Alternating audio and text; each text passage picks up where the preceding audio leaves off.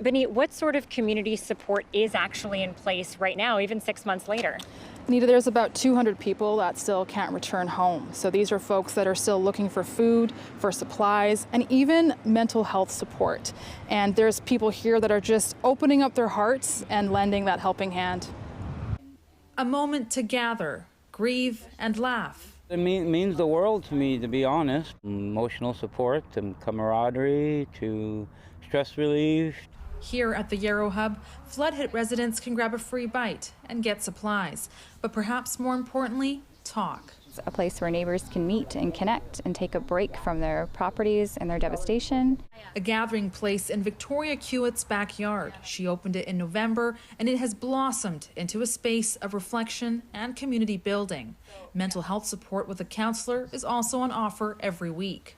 I'm a bit of a hermit myself. I keep to myself on the farm, and that made me come out. Well, you meet your neighbors and everybody is helping everybody, and it's really community, the community spirit that's got together. And though the floods happened in November, the need for donations still exists. We are currently still looking for some furniture items, some rebuild materials. Gas cards are obviously the mint right now. Community volunteers are echoing the need for support. Here at Gateway Community Church, this food pantry started in response to the floods. Around 25 to 30 families still rely on it every week. We're still reaching out to a large number of people who are still sleeping in hotels or staying in hotels, so they can come and they can shop with dignity, right? They can grab what they need when they need it.